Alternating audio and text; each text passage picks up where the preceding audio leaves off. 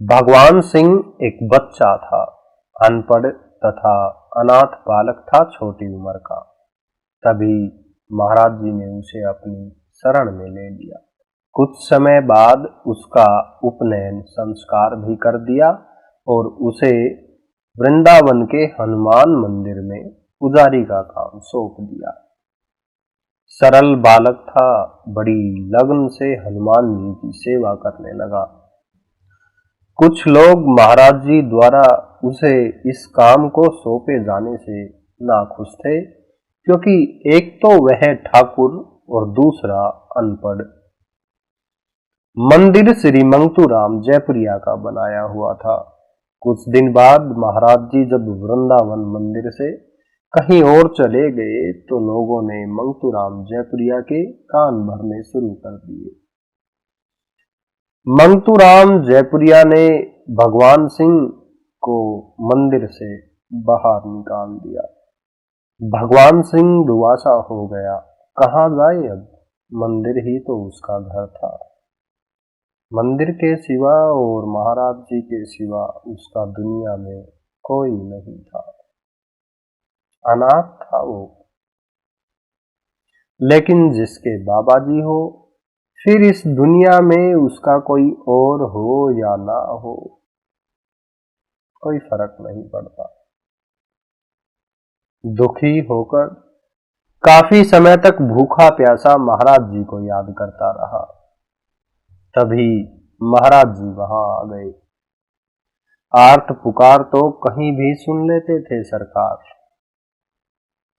महाराज जी ने भगवान सिंह को अपने कम्बल से निकालकर खाना खिलाया और ढांढस बंधाया। महाराज जी के आने की सूचना पाकर मंगतूराम जयपुरिया भी वहां आ गया। महाराज जी ने किसी से कुछ नहीं कहा और जब मंगतूराम जयपुरिया जी का परिवार भी वहां आ गया और कुछ मजमा इकट्ठा हो गया, कुछ लोग इकट्ठे हो गए, तो महाराज जी ने जयपुरिया जी की ओर देखते हुए कहा कि तूने इसके मुंह से गीता सुनी है। सभी लोग कभी महाराज जी का मुंह देखे और कभी भवानी सिंह का, क्योंकि भगवान सिंह तो अनाथ थे और अनपढ़ भी थे साथ में। और भवानी सिंह को भी समझ में नहीं आया कि महाराज जी ये क्या कह रहे हैं। सभी लोग आश्चर्यचकित हो देखते रहे कि आज महाराज जी क्या लीला रचेंगे। किसी के मन में तो शंका भी हुई कि महाराज जी ये क्या कह रहे हैं, इसे तो कुछ आता ही नहीं है। महाराज जी ने सेठ मंगतूराम जयप्रिया से कहा कि कौन सा अध्याय सुनेगा बता। मंगतूराम जयप्रिया ने कहा कि 11वां अध्याय महाराज जी। महाराज जी ने भवानी सिंह से कहा कि सुना बेटा 11वां अध्याय। भवानी सिंह को काटो तो खून नहीं। भवानी सिंह महाराज जी की तरफ देखे और कभी एकत्र लोगों की तरफ देखे और महाराज जी की तरफ देखते हुए सोच रहे हैं कि मुझे तो कुछ आता नहीं, अब महाराज जी कैसे द्विधा में फंस गए। तभी महाराज जी ने अपना पैर हल्के से आगे बढ़ाते हुए पैर का अंगूठा भवानी सिंह की त्रिकुटी में लगा दिया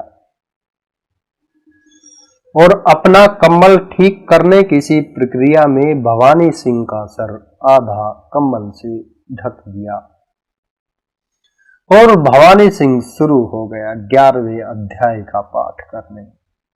पहले तो लोग चौंके, लेकिन फिर कुछ समय पश्चात संगीत में शुद्ध उच्चारण युक्त पाठ से सभी की आंखें मूंद सी गई और नम भी हो चली थी। भवानी सिंह ने आधे होश में गीता का 11वां अध्याय पूरा सुना दिया। मंगतूराम जयपुरिया को अपनी गलती का एहसास हुआ कि महाराज जी द्वारा सौंपे गए काम में उन्हें टांग अड़ाकर गलत किया। उन्होंने महाराज जी से क्षमा मांगी, लेकिन महाराज जी ने कुछ समय पश्चात भवानी सिंह का भगवान सिंह जी का तबादला वहां से लखनऊ के हनुमान सेतु मंदिर में कर दिया। जिनके सर पर महाराज जी का हाथ हो उनको क्या फिक्र, उनके नाथ तो स्वयं प्रभु बन गए। बड़ी कृपा हुई बस।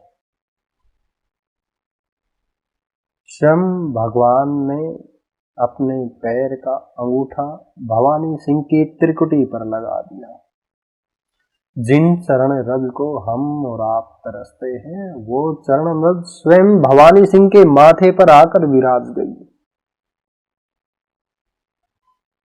बड़ी ही कृपा हुई, बड़ी अहोत की कृपा। जय हो नाथ, जय हो नाथ।